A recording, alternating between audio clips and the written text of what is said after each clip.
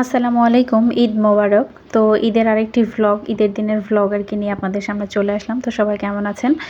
তো আপলোড করতে করতে একটু দেরি হয়ে যাচ্ছে ভীষণ ব্যস্ততার কারণে। তো ঈদের নামাজ সকাল সকাল উনি পড়তে চলে গেলে এবং বলেছিলাম আগের ভিডিওতে আমার একটা ছোট্ট ভাগ্নি আমাদের বাসায় আছে, তো যার কারণে ওকে একটু সুন্দর করে গোসল টোসল করে রেডি করে দিলাম, দিয়ে ওর একটু ভিডিও করে নিচ্ছিলাম। তো সুন্দর করে ফোন নিয়ে খেলতেছিল, আর ও খুবই শান্ত, খুব সুন্দর বাচ্চা একটা।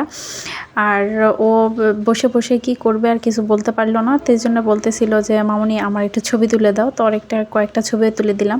তো এরই মাঝখানে আমাদের যে খাসিটা ছিল সেটা আমাদের বাড়িতেই কোরবানি হবে, আর যেটা গরু ছিল সেটা দূরে কোরবানি হচ্ছে।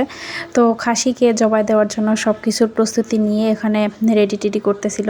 তো এখানে আপনাদের ভাই আর আমার আরেকটা ভাই আর কি, তো ওরা দুইজন মিলে খাসিটাকে সুন্দর করে টাঙ্গায় নিছে, নিয়ে এখন ওরা পশুটাকে একবারে রেডি করবে যে মাংস হওয়ার উপযুক্ত কিনা।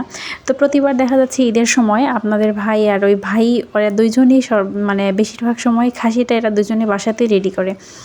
তো এই জন্য বাসাতে কুরবানি দেওয়া যেহেতু চোখের সামনেই দেয়, তো অনেক কিছু দেখতে পাই এবং দেখতে বেশ ভালোই লাগে। আর বাইরে থেকে সব কিছু ছিলে টিলে নিয়ে বাসার মধ্যে আসছে, এসে সবাই মিলে মাংসটা সাইজ করতেছে। আর ও আর ঈদের দিনের মধ্যে, কুরবানি ঈদের মধ্যে কিন্তু এটাই মজার যে সবাই মিলে একসাথে বসে কুরবানির মাংস কাটবে, এটাই কুরবানি। আর এর মধ্যে হয়তো বা অনেক পশু কুরবানি হয়ে গেল এবং সেটা দেখতেও কিন্তু নিজের অনেক কষ্ট লাগে বা খারাপ লাগে, কিন্তু কিছু করার নাই, এটাই নিয়ম, এটাই সবাই মিলে একসাথে কুরবানি করবে, এটাই বিধান আর কি। আর কুরবানি ঈদের মধ্যে আল্লাহ পাক এমনভাবে দুই ঈদটা সৃষ্টি করে দিয়েছে যে কুরবানি ঈদের মধ্যে বিশেষ করে দেখা যাচ্ছে সবার ঘরে, গরিব বড়লোক সবার ঘরের মধ্যে একই রকমের খাবার, সেই গোস্ত দিয়ে কেউ ভাত খায়, কেউ রুটি খায়, কিন্তু গোস্ত দিয়েই বেশিরভাগ খায়। আর এটাই আল্লাহ পাকের ইচ্ছা যে ওই দিনে সবাই মিলে এক রকমের খাবার খাবে, কারো বাসায় কোনো বিভেদ হবে না। বছরের অন্য দিন এক একজন এক এক রকমভাবে খায়, যে যার মতো করে পালন করে, কিন্তু সেই দিন কিন্তু দেখা যাচ্ছে সবাই একই রকমভাবে একই খাবারগুলোই বেশিরভাগ খেয়ে থাকে। তো মাংসগুলোকে সুন্দর করে 3 ভাগ করে নিয়েছে। আর কুরবানির দিন যে ভুঁড়ি পরিষ্কার হবে না এটা তো হয় না, তো এখানে পাশে ভুঁড়িগুলো পরিষ্কার করে নিচ্ছিল।